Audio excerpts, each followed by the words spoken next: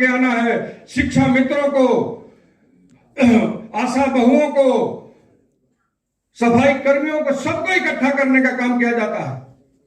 और जबरदस्ती, जोर जबरदस्ती से सरकार कहीं चलती है, घोषणाओं से कहीं सरकार चलती है।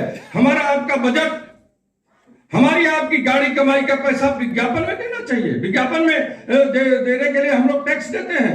आज हम लोग किसान परिवार के हैं।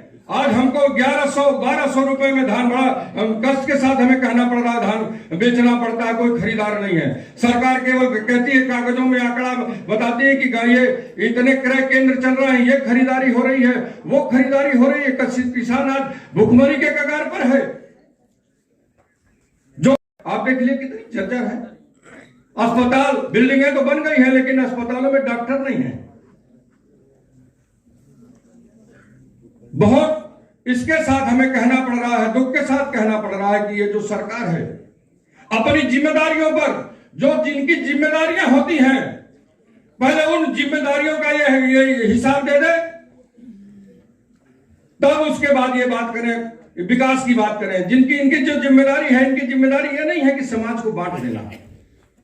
राजनीति की ऐसा पेशा है, समाज को जोड़ने का पेशा है। जोड़ो भाई, कौन रोकता है? समाज को बांटने का ठेका कहां दे उठा रखा है?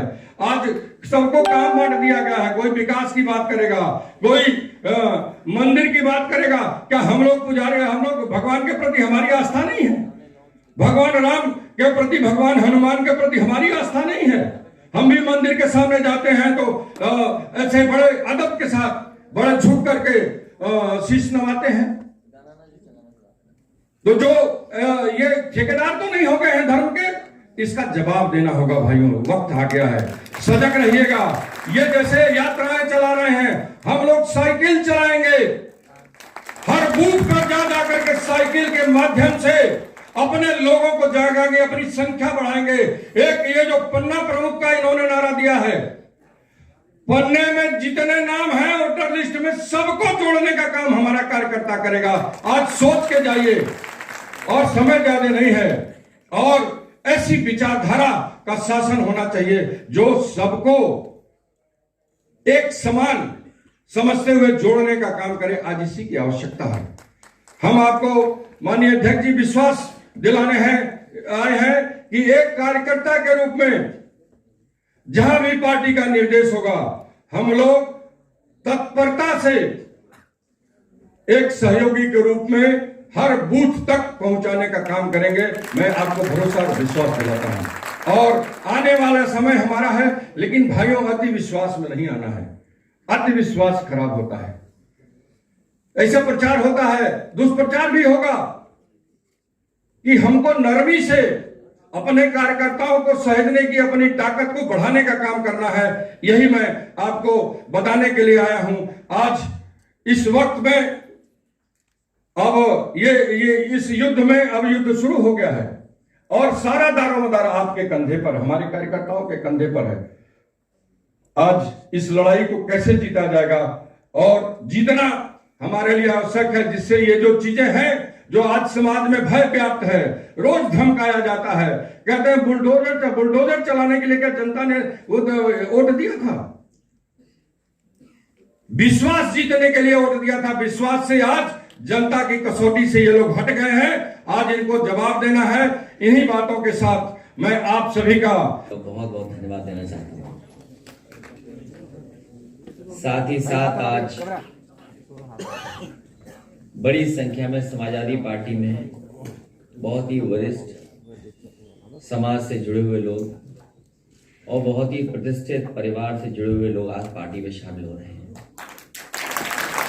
सबसे पहले आदरणीय गणेश शंकर पांडे जी, पूर्व सभापति विधान परिषद रहे, आज बहुजन समाज पार्टी छोड़कर के समाजवादी पार्टी में आए हैं। मैं उनका बहुत बहुत स्वागत और बहुत बहुत धन्यवाद देता हूँ। पूर्व सांसद भीम शंकर तिवारी जी उर्फ कौशल तिवारी जी, हम दोनों लोग सदन में भी रहे हैं और कई मौकों पर हम आप एक दूसरे से लगातार मिलते भी रहे, लेकिन पार्टी दूसरी थी। मुझे अच्छी तरह याद है जिस समय मेरा पहला चुनाव था और पहला कन्नौज का जब चुनाव हुआ था, आप और आपके परिवार के सब लोगों ने मिलकर के समाजवादी पार्टी की मदद की थी। गांव गांव जाकर के, घर घर जाकर के लोगों को समझाने का काम किया। और आज हमें खुशी इस बात की कि इतना बड़ा परिवार जब हमारे साथ जुड़ गया है और इनके सहयोगी साथी सब बड़ी संख्या में आए हैं, जो आने वाले चुनाव में जिनका हमें सामना करना था, आज जब ये परिवार जुड़ गया, साथ ही में विनय शंकर तिवारी जी जो विधायक हैं वो भी साथ आ गए हैं, तो अब मुकाबले में समाजवादी पार्टी का अब कोई मुकाबला नहीं कर सकता।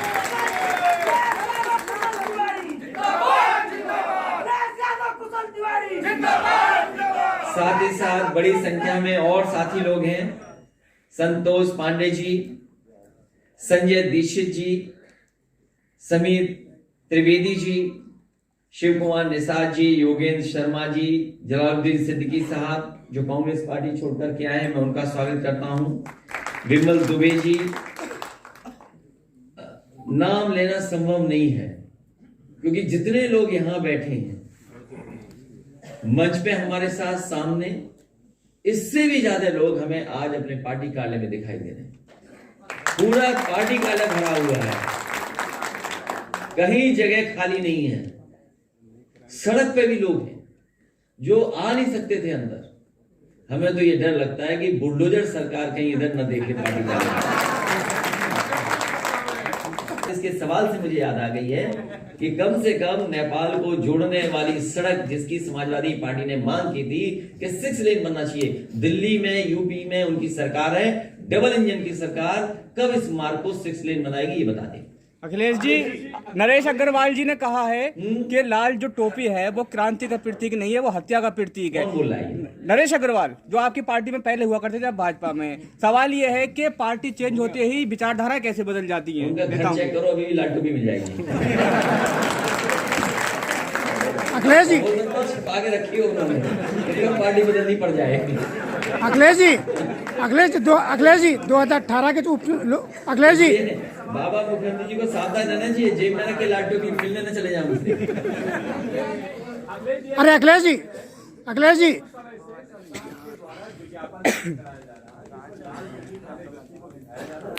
और ये बताया जाता है कि सरकार के पहले और बाद में क्या तो लाल टोपी वाले व्यक्ति के बारे में जो दिखाया गया है, आप कुछ कहेंगे? देखिए, ये लाल टोपी का सवाल नहीं है। सवाल मैंने अभी तुम्हें आपको पढ़ के सुनाया। मैंने मुद्दे क्या है? क्या फरार कप्तान समाजवादी सरकार में हुआ था? क्या फरार कप्तान पकड़ा गया? आज हमें आप बताओ, फरार कप्तान पकड़ा गया कि नहीं पकड़ा गया? इस सरकार ने झूठे मुकदमे लगाए, झूठी जांच कर रही सरकार, इनका झूठा प्रचार है, इनके वादे जुमले हैं, इनके पास झूठ का फूल है। अत्याचार इनकी सरकार में, उत्पीड़न इनकी सरकार में, झूठे इनकाउंटर, झूठी हत्याएं कितनी हुई है सरकार में, बताइए। इसलिए जनता इनको हटाना चाहती है। सवाल रंग का नहीं है, सवाल किसी टोपी का नहीं है, ये बहस को बदलना चाहते हैं। लेकिन सवाल यह है कि किसान की आय दोगुनी होगी कि नहीं होगी। एनसीआरबी 2020 का आंकड़ा है, अकेले लखनऊ में 700 से अधिक अपहरण के कांड हुए हैं। कानून व्यवस्था की बहुत बातें होती हैं, इस पर क्या कहेंगे? एनसीआरबी का डाटा ये कहता है कि उत्तर प्रदेश की कानून व्यवस्था ध्वस्त हुई है। और मुझे खुशी इस बात की, जिस समय डीजीपी मीटिंग हुई थी, यहाँ पे देश के डीजीपी आए थे, वो आश्चर्यचकित थे कि कैसी बिल्डिंग बन सकती है, एक पुलिस हेडक्वार्टर ऐसा भी बन सकता है। और सुनने में ये आ रहा है कि किसी को इतना पसंद आया कि सबसे ज्यादा समय उन्होंने वहीं गुजारा, कोई रात में सोया भी वहां पर। तो सोचो, समाजवादियों की कितनी बड़ी देन है। एक स्ट्रक्चरल चेंज जो रिस्पांस सिस्टम न्यूयॉर्क का था वो दिया है। आप क्या उम्मीद करोगे?